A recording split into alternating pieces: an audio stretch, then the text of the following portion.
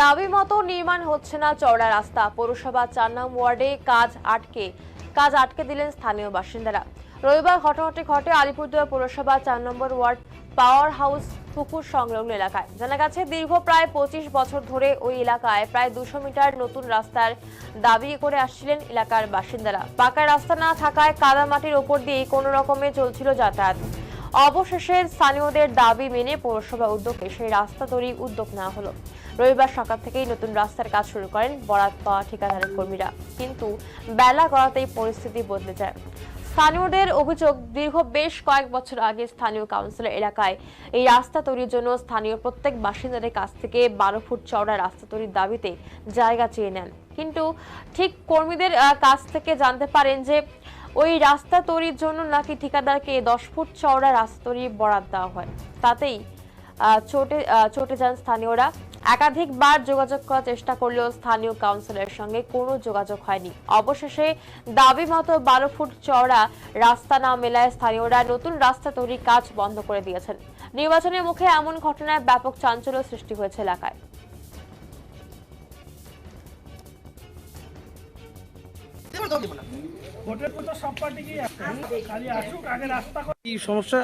সমস্যা এই যে রাস্তা নিয়ে ১২ ফুটের রাস্তা ১০ ফুট করবে, এইটাই আমাদের সমস্যা। 10 ফুট হলে সাইডে ভাঙবে, ড্রেন পর্যন্ত যাবে না রাস্তা, এই সাইডে ফাঁকা থাকবে।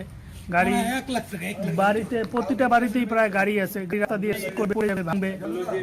আমরা কাউন্সিলরকে ডাকছি সকাল দুপুরবেলা, যখন জানতে পারলাম যে এই ঘটনা, তখন থেকে ডাকার চেষ্টা করছি, কাউন্সিলর আসছেন না। তো কাউন্সিলরের সাথে যারা অ্যাসিস্ট্যান্ট থাকে তাদেরকেও ডাকলাম, তাদের একজন আসবে বললো। ইঞ্জিনিয়ার আসছে পৌরসভার, তিনি বলছে আমার হাতে কোনো পাওয়ার নেই। চেয়ারম্যানকে বলেন, চেয়ারম্যান অসুস্থ, ঘরে শুয়ে আছে, ওনার সাথে কথা হচ্ছে না। দেখি যদি এই রাস্তা আজকে সমাধান না হয়, কালকে আমরা চেয়ারম্যানের বাড়িতে গিয়ে যা কথা বলার বলবো। মানে এই মুহূর্তে তাহলে আপনারা ভোটটাকে আমাদের ডিসিশন ভোটের মুখে ভোট বয় করবো। এই পাড়ার কেউ ভোট দিতে যাবে না রাস্তা যদি না হয়। প্রতিটা দলের থেকে প্রচারে আসবে। প্রচারের দিন আমাদের প্রতিটা বাড়ির লোকের একটাই কথা হবে, আপনারা রাস্তা আগে করেন, 23 তারিখের আগে রাস্তাটা তৈরি করে দেন, তারপরে ভোট দিব। এবং রাস্তা বলতে যথাযথ 12 ফুট যা রাস্তা আছে সেই রাস্তাটাই করতে হবে। নাহলে দেখা যাচ্ছে কাজ হচ্ছিল রাস্তার, তো হঠাৎ করে আপনারা এরকম ক্ষিপ্ত হলেন কেন? ক্ষিপ্ত হলাম একটাই কারণ, যার জন্য আমাদের হচ্ছে 12 ফুটের রাস্তা, সেখানে ওরা 10 ফুট করছে। 10 ফুট হলে তো রাস্তার দু সাইডে গ্যাপ থাকবে, গ্যাপ থাকলে তো গাড়ি ঘোড়া নিয়ে, সবার বাড়িতেই গাড়ি ঘোড়া আছে টুকটাক, সেটা নিয়ে তো পড়ে যাওয়ার সম্ভাবনা আছে। পড়ে গেলে তো ওই যে যেমন কাল পরশু পড়ে আমার মেয়ের হাত ভেঙে গেল, এরকম তো সবারই হতে পারে।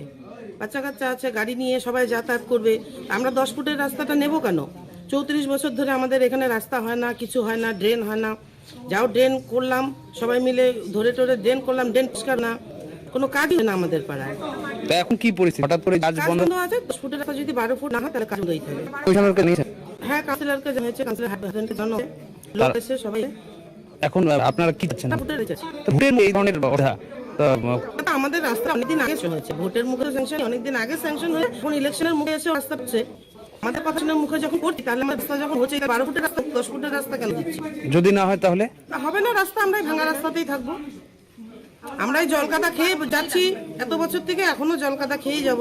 ভোট বয়কট, আমাদের পাড়ার ভোট, টোটাল ভোট বয়কট। 23 তারিখে কেউ বের হবে, মানে এক কথায় ভোট বয়কটে যাচ্ছে। যদি তোমরা এখানে কাজ করলে? হ্যাঁ, আমরা কাজ করলাম। আচ্ছা, হঠাৎ করে কাজ বন্ধ হয়ে গেল, কি ব্যাপার? বন্ধ হয়ে গেলো, পাবলিক বলতেছে, এখানকার বাড়ির লোক বলতেছে 12 ফুট হবে রাস্তা, আচ্ছা 10 ফুট হলে আমরা কাজ করতে দেবো না, এটাই বললো। আমাদের কাছে দাবি রেখেলো, ওখান থেকে যেখান থেকে কাজ হয়েছে ওখান থেকে আমরা অফ করলাম। মানে কাজ বন্ধ করতে বাধ্য হলো? বন্ধ করতে বাধ্য হলো। মানে এখানকার স্থানীয়রা কাজ আটকে দিল? হ্যাঁ, আটকে দিল। হ্যাঁ, তাহলে এখন অর্ধেক কাজ করে তোমরা ফিরে যাচ্ছ? আমরা বাড়িতে যাচ্ছি এখন। কতজন কাজ করছিল এখানে? 3 জন করলাম। 3 জন।